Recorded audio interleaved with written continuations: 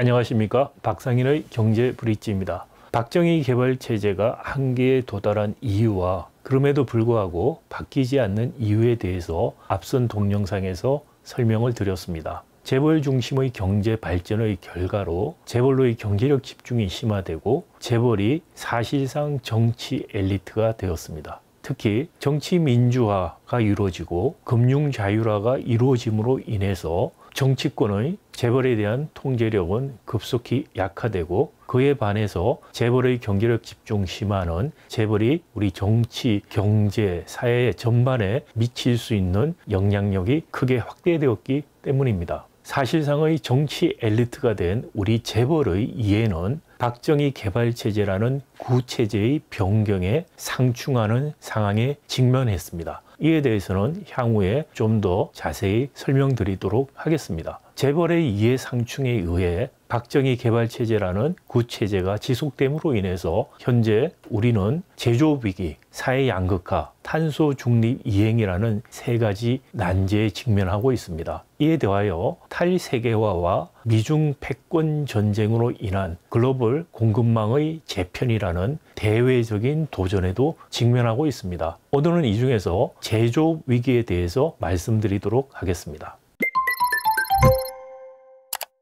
한국 제조업은 1960년대 특히 중반 이후에 한국의 경제 성장을 견인해 왔습니다. 그림에서 보실 수 있는 것처럼 제조업의 GDP 성장에 대한 기여는 1960년부터 2010년까지 매우 높았음을 알 수 있습니다. 또한 제조업의 성장률이 경제 성장률을 상회하면서 사실상 한국 경제의 성장을 견인해 왔음을 확인할 수 있습니다. 물론 1980년 2차 오일 쇼크라든지 97년 경제 위기, 2008년 글로벌 금융 위기 때는 제조업 성장률 역시 음으로 나타난 바는 있습니다. 이 특정한 시기를 제외한 나머지 기간 동안에는 제조업의 기여도를 나타내는 막대선이 굉장히 높게 그려져 있음을 쉽게 확인해 볼 수 있습니다.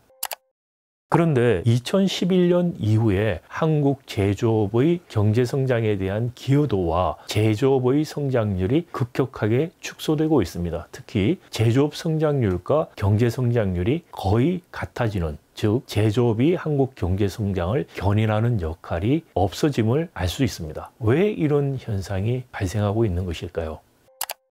사실 한국 재벌 체제의 한계와 과잉 투자의 문제점이 극명하게 나타난 것은 1997년 경제 위기 상황이었습니다. 그런데 97년 경제 위기 이후에 2000년대에 들어와서 한국 경제 그리고 제조업은 급속하게 반등을 하였습니다. 그것은 사실 2000년대 중국 특수와 ICT 특수라는 두 가지 외생적인 요인에 의한 것이었습니다. 그림에서 보시는 것처럼 수출 증가율보다 2000년대 중국 수출 증가율과 ICT 수출 증가율이 월등하게 높았음을 알 수 있습니다. 그러나 2011년 이후부터는 ICT 수출 증가율과 대중국 수출 증가율도 상당히 떨어지고 있음을 알 수 있습니다. 이 그림 역시 2011년 이후에 한국 제조업에 뭔가 문제가 생기고 있는 것이 아닌가를 시사하는 것이라 볼 수 있겠습니다.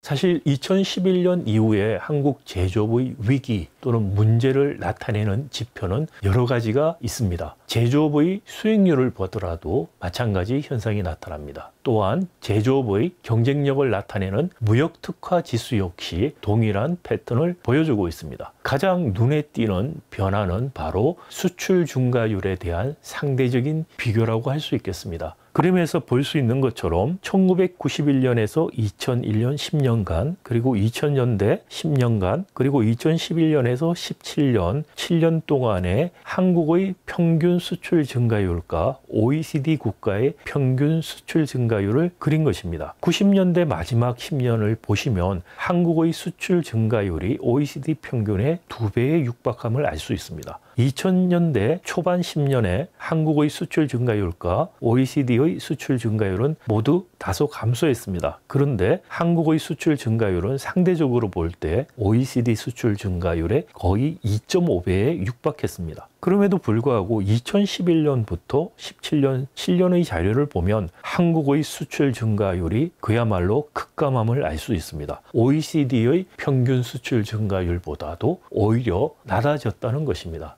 아시는 것처럼 우리는 수출 주도형 경제 성장을 해왔습니다. 수출 증가율이 이렇게 급속하게 떨어지고 있다는 것은 수출을 견인했던 제조업의 경쟁력에 심각한 문제가 발생하고 있음을 다시 한번 보여주는 자료라고 생각할 수 있습니다.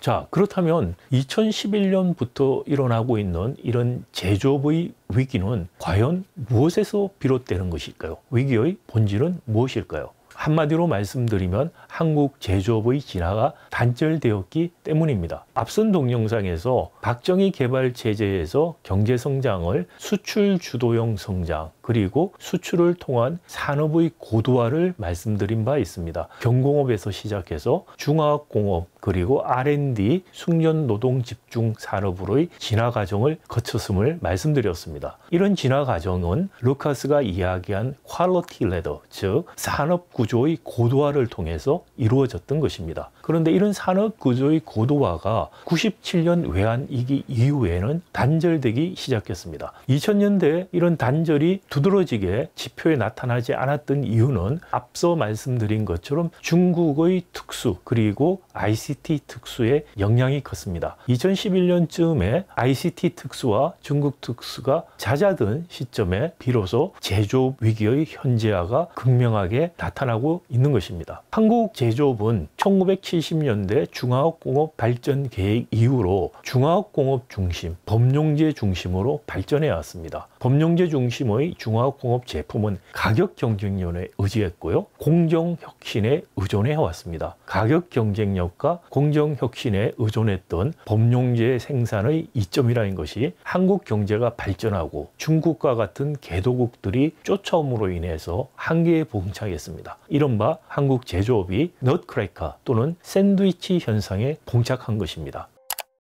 2011년 즈음부터 중국의 상품들이 저가 제품에서 한국을 대체하기 시작했다는 것은 익히 알려진 바 있습니다. 여러분들도 잘 아시는 것처럼 휴대전화 같은 경우에 2011년 즈음부터 로우엔드 마켓, 저가 제품 시장에서 중국산 제품들이 삼성전자를 거의 대체하기 시작했습니다. 자동차 같은 경우에도 2010년대 중반부터 특히 중국에서 중국 자동차가 현대 자동차를 대체하기 시작했습니다. 2010년대 중반에 현대 자동차의 중국에서 점유율은 2년에 반토막이 나는 식으로 줄어들었고 현재는 거의 팔리지 않고 있는 상황에 도달했습니다. 이뿐만이 아닙니다. 우리 주력 산업인 철강, 석유화학 같은 경우에도 대부분 범용제고 가격 경쟁력에 의존하고 있습니다. 포스코 같은 경우에 전 세계에서 가장 효율적인 철강소로 수십 년 동안 꼽히고 있습니다. 이것은 다시 말씀드리면 포스코는 범용제를 싸게 생산하는 데 특화되어 있다는 것입니다. 즉 철강이나 석유화학 같은 경우에도 특수제에 해당하는 제품들을 만들지 못하고 있습니다. 우리가 경제성장을 통해서 일본과 독일, 북유럽 국가들을 쫓아가던 시절에 이들 국가들은 중간지대에서 고부가 가치 그리고 특수제 생산으로 산업이 진화해 가면서 발전해 갔습니다. 그럼에도 불구하고 우리는 중국과 같은 나라들이 쫓아와서 범용제, 저부가가치 상품군에서 대체를 하기 시작했음에도 불구하고 여전히 고부가가치, 특수제와 같은 중간재 산업으로의 진화가 단절되고 있는 것입니다. 이 진화 단절에 대해서는 두 가지 최근에 자료를 보면 더욱 분명해지고 있습니다. 2020년 KF에서 나온 연구 보고서의 내용입니다. KF 보고서에 따르면 2020년 현재 저부가가치 부분이나 범용제에서 중국에 비해 경쟁열이거나 경쟁이 심함을 지적하고 있으며 2025년에는 프리미엄 제품 등에서 경쟁이 심해지고 범용 부문은 경쟁열이로 떨어질 가능성이 높다고 이야기한 바 있습니다. 무역협회 역시 2022년에 중국 수출 자급도를 분석한 결과 배터리라든지 화학제품, 플라스틱, 고무, 기계류 등의 자급 능력이 급격하게 향상되었다는 것입니다. 따라서 최근 대중 무역 수지가 적자로 돌아선 배경에는 코로나19로 인한 중국의 봉쇄 그리고 반도체를 둘러싼 비중 패권 경쟁의 결과 그리고 반도체 산업의 전반적인 저주함 등을 꼽고 있습니다. 그러나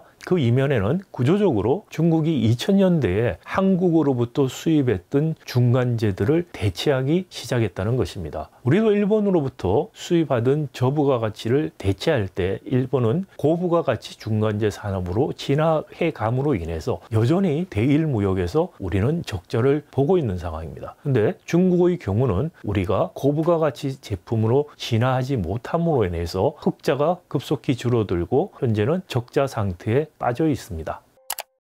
이런 제조업의 위기가 어느 정도 감춰졌던 이유 중에 하나는 2010년대 중반부터 시작된 반도체의 호황입니다. 이른바 반도체 슈퍼사이클이 와서 반도체 산업이 너무나 좋았습니다. 좋은 반도체 산업 때문에 한국 경제도 상당히 좋아졌었습니다. 그런데 지금은 그 슈퍼사이클이 끝나면서 반도체가 큰 불황 국면에 접어들고 이것이 또 우리 경제에 전반적으로 나쁜 충격을 주고 있습니다. 그런데 길게 보면 반도체도 지금 말씀드린 제조 위기에서 예외가 될 수 없다는 것입니다.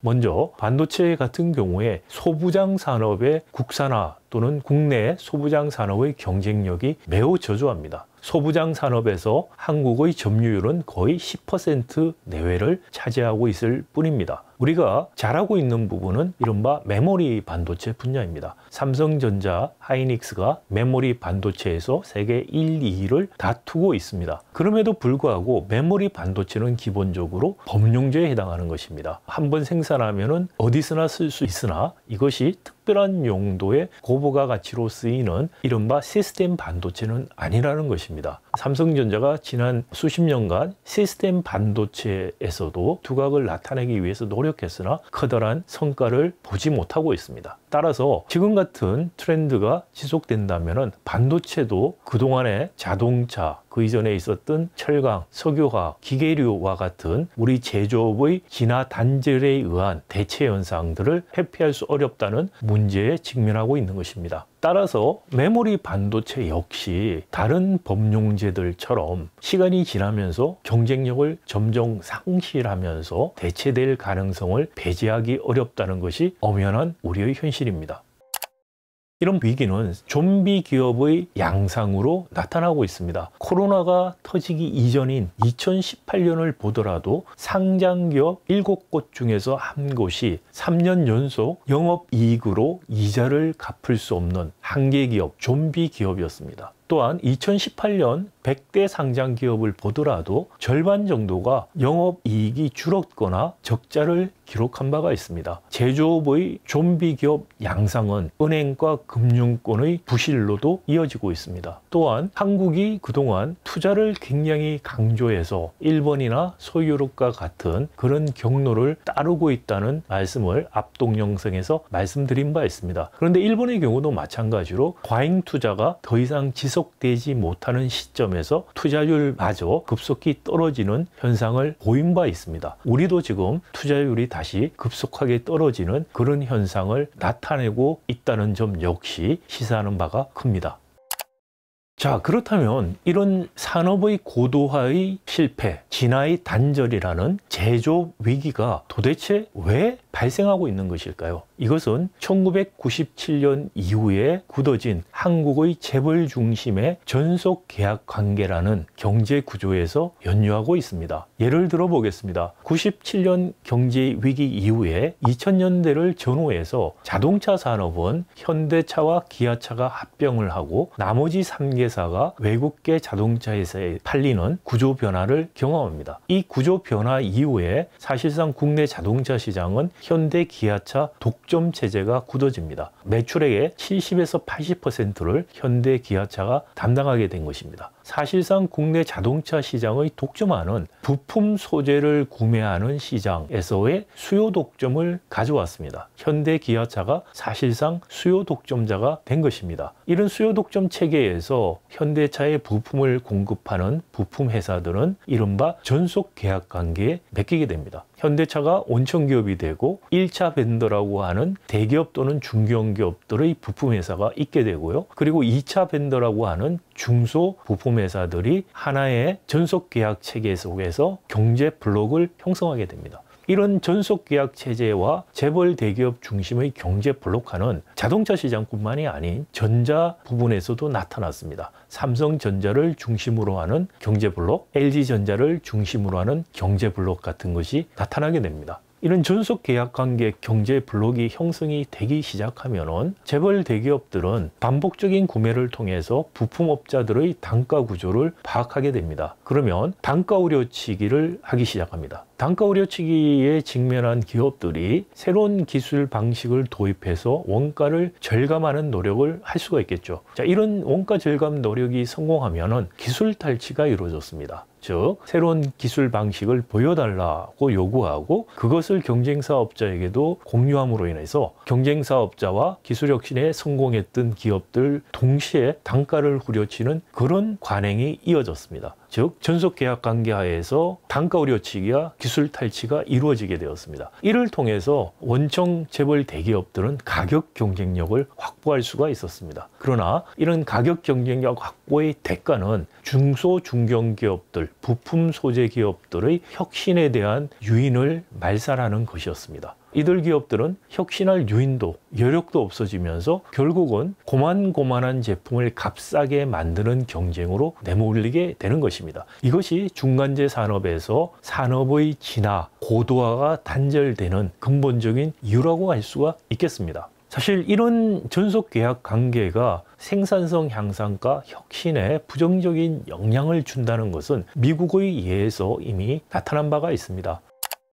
Saving Capitalism from the Capitalist라는 자본가로부터 자본주의 구하기라는 책을 쓴 시카고 대학 비즈니스 스쿨의 교수 두 분이 있습니다. 이 책에 의하면 1960년대까지 미국 자동차 시장도 GM, 포드, 클라이슬러 3사가 카르텔을 형성한 구조였다고 합니다. 이 카르텔 구조하에서 부품을 생산하는 업자들은 전속 계약 관계에 몰렸고 혁신에 대한 유인이 전혀 없어지게 됩니다. 자, 그래서 1950년대까지 미국 자동차가 모델이 바뀌었다고 하면 사실 자동차 안에 있는 부품이나 이런 것들은 거의 바뀌지 않고 앞뒤에 있는 헤드라이트라든지 뒤에 있는 불들만 바꾸는 식으로 새로운 제품이라고 판매했던 적이 있습니다. 자, 이런 미국의 자동차 산업이 1970년 오일 쇼크가 오면서 일본 자동차가 수입되면서 큰 위기에 빠집니다. 1차적으로 미국 자동차 산업 자체가 도산할 수 있는 위기에 빠지게 됩니다. 그런데 이때 일본 자동차 회사들이 미국에 공장을 짓고 미국의 부품 회사로부터 부품을 조달받는 계약을 체결하면서 전속 계약 관계가 깨지게 됩니다. 이 전속 계약 관계가 깨짐으로 인해서 미국의 부품업자들의 생산성과 품질이 급격하게 상승을 하게 되고 이것이 결국은 미국 완성차들의 경쟁력을 다시 높여줘서 도산의 위기로부터 벗어나는 일들이 있었던 것입니다. 즉, 경쟁이 얼마나 혁신에 중요한가를 보여주는 중요한 예라고 할 수 있습니다.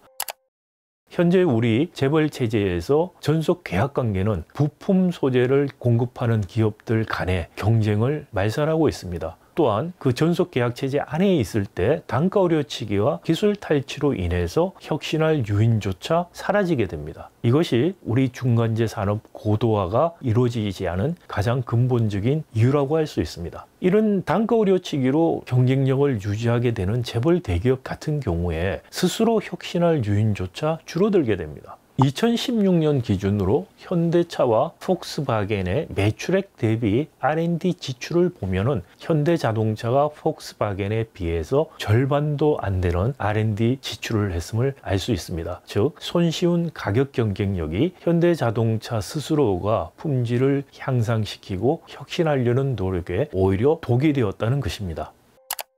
전속 계약 관계를 기초로 하는 한국의 재벌 체제는 단지 중간재 산업의 고도화라는 측면에서 해악을 끼칠 뿐만이 아니고 창의적이고 새로운 제품들이 들어오는 혁신형 경제로 이행에도 커다란 장애가 되고 있습니다. 사실 우리나라에 이른바 유니콘 기업, 혁신적 기업이 없는 것이 아닙니다. 우리가 유니콘 기업, 혁신형 기업이라고 하면 여러분들은 어떤 기업이 떠오르시나요? 요즘은 좀 문제가 있습니다만 네이버라든지 카카오 굉장히 혁신적인 기업들이고 유니콘들이었습니다. 배달의 민족, 쿠팡, 마켓컬리 이런 것들 다 혁신적 유니콘 기업입니다. 이 그림에서 보시는 것처럼 우리나라의 유니콘 기업 숫자가 결코 적은 것이 아닙니다. 우리와 경제 규모가 비슷한 프랑스나 독일을 비교해 보더라도 유니콘 기업 숫자가 작지가 않습니다. 그런데 한국 유니콘 기업의 특징이 있습니다. 바로 한국은 유니콘 기업이 B2C에서만 나온다는 것입니다. 즉 비즈니스 투 컨슈머, 즉 소비자가 일반인인 B2C 산업에서는 유니콘들이 많이 나오는데 소비자가 기업인 중간재 산업에 해당하는 B2B에는 유니콘이 없다는 것입니다. 중소벤처기업부의 2020년까지 한국 유니콘 현황 자료입니다. 총 23개의 유니콘 기업들이 2020년 현재까지 존재했는데요. 대부분 분야가 모바일, 화장품, 게임, 핀테크, O2O 서비스, 전자상거래 등등입니다. 모두 다 B2C 분야에 있는 것입니다. 그런데 우리나라의 벤처기업의 매출액들을 살펴보면 B2C의 매출액 비중은 B2B 매출액의 20분의 1 수준에 불과합니다. 2020년 벤처기업 정밀 실태조사 자료를 보면 B2B 벤처기업의 매출은 전체의 75.4%인데 반해 B2C 분야는 불과 4.3%입니다. 즉 20배 규모가 더 큰 B2B에서는 유니콘 기업이 나오고 있지 않습니다. 자, 우리만 그런 걸까요? 네, 우리만 그렇습니다. 미국의 경우 B2B와 B2C에서 유니콘들이 다 나옵니다. 그런데 B2B에서 나오는 유니콘이 좀 더 많습니다. 미국은 제조업의 GDP 비중이 12%가 안 됩니다. 우리는 26% 수준입니다. 중간재에 해당하는 기업들이 그만큼 우리는 더 상대적으로 많다는 것입니다. 그럼에도 불구하고 우리는 B2B에서는 유니콘이 나오고 있지 않습니다. 왜 그럴까요? B2B 구조가 말씀드린 것처럼 전속 계약 관계에 묶여 있는 폐쇄적인 경제 블록화가 되어 있기 때문입니다.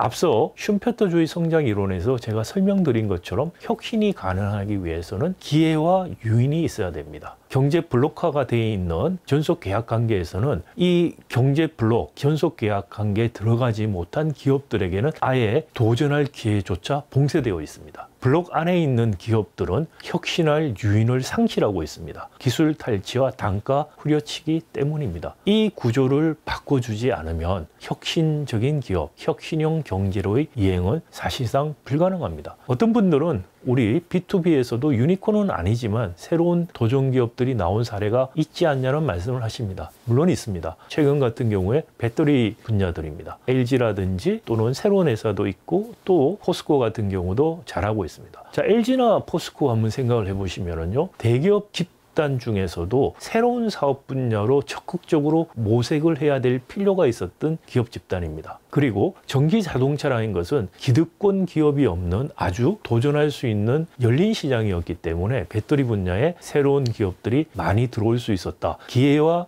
요인이 있었던 구조를 갖고 있었다라고 생각해 볼 수 있습니다. 과거 우리 삼성전자가 모바일, 즉 휴대전화에서 혁신적인 도전을 했고 LG전자와 삼성전자가 혁신기업 같은 도전을 한 바가 있고 성공을 했습니다. 그때는 LG전자, 삼성전자 어떻게 보면 글로벌 시장에서 도전자 위치에 있었습니다. 그런데 지금은 많은 경우에 삼성전자 같은 경우에 특히 반도체 같은 경우에 어느 정도 기득권이 되어 있습니다. 선두기업입니다. 마찬가지 휴대전화 같은 경우에도 로우엔드에서는 중국에게 잠식당하고 그렇지만 하이엔드 쪽에서는 애플과 경쟁해서 밀리고 있는 상황인 것입니다. 이런 우리 전반적인 상황에서 제조업이 더 경쟁적으로 바뀌고 더 개방이 되고 기회가 생기는 그런 식의 경제 구조 개혁이 필요하며 그런 경제 구조 개혁 없이는 한국 제조업의 위기를 모면하고 극복하고 혁신형 경제로 이행해 가는 것은 불가능합니다. 다음 시간에는 두 번째 문제, 양극화 문제를 다루도록 하겠습니다. 제조업의 위기를 가져오는 이런 재벌 중심의 경제 구조는 다만 경제적인 측면뿐만이 아니라 사회 양극화와 많은 우리 사회 문제를 이야기하는 근본적인 원인임을 살펴보도록 하겠습니다. 감사합니다.